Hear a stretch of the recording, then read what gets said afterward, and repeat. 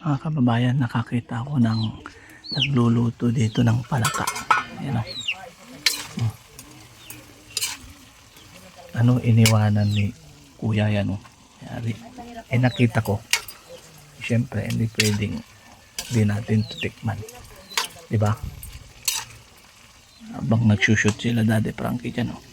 Ako naman dito naman sa kusina nila. Titikman natin tong masarap na palaka pag ano to. Pag naluto, syempre, titikman natin mamaya.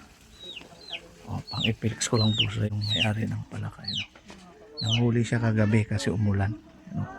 Hindi pwedeng di natin tutikman. Kaya ako na mismo po yung magluluto nito. Diba? Adobo yan mga kababayan. Diba? Ako magluluto niyan para mamaya. Kaya pwede ako makikain dito mamaya. Pwede po. O, diba? Ganun ang mga Pinoy. Walang damot-damot sa mga kababayan nila. Kaya magluluto. Para syempre, makikikain kami nila Daddy Frankie dito at ng buong team. Kaso mga kababayan, chinik ko yung kaldero nila. Ubus na. Magsasaing pa lang. O, di ba? Risky. Tikman natin yung palaka. Pag naluto, tikman natin. Sarap yan. Adong palaka. Ano? Di ba? Tanghaling tapat, naabutan natin sila dito mga kababayan. Sarap ba? Sarap yan.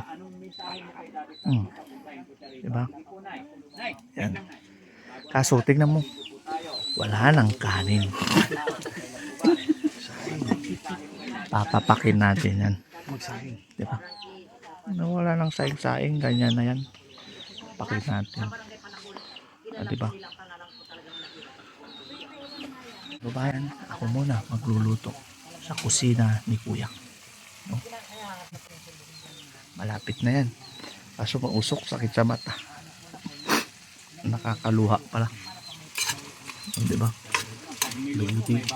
Dito ka. Lalagyan daw ng suka ni Kuya. Diba? Yan na.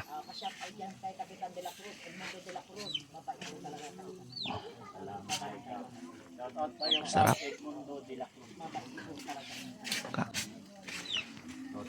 Malapit na to.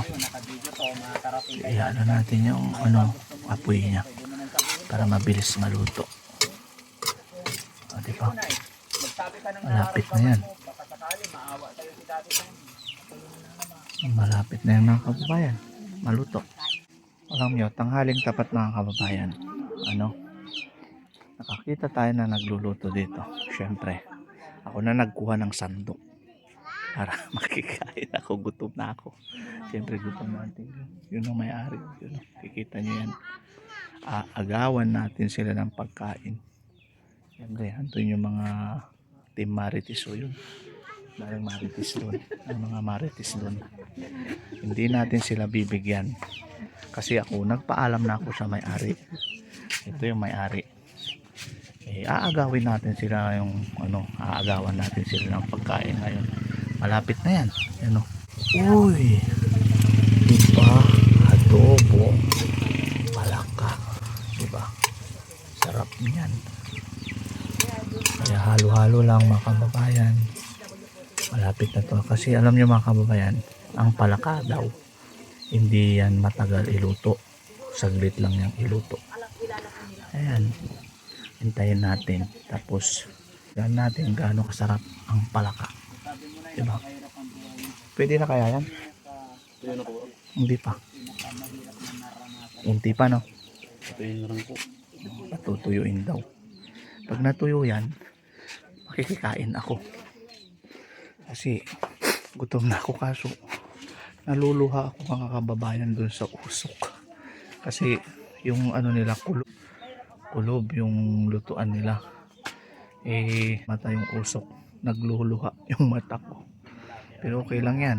Walang tayo dapat ireklamo dyan dahil gutom tayo. Siyempre, pasalamat tayo sa ating kabayan kasi napakabait. Nabutang ko lang nagluluto, mamimigay na siya ng ulam. Bagamat walang kanin, papakin natin si palaka. Gagawa tayo ng parang para magkakan.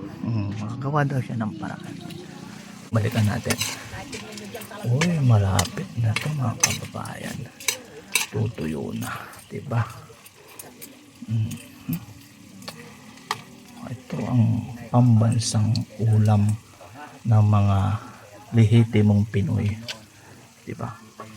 Siyempre, huhusgaan natin yan kung masarap. Masarap ang pagkain ng palaka. Yan, ito, kakain ako. Siyempre, ang sarap. Ang ingik. Ng mga marites, nakikita nyo sila doon yun. Diba? Ang mga marites doon. Ang sarap. Sarap. Mamaya, pagkatapos na ito, makikikain ako. Yun lang mga kababayan, hanggang dito na lamang. Ang sarap ng palaka, di ba? Ito yung tinatawag na echocherang frog. Diba? Peace out.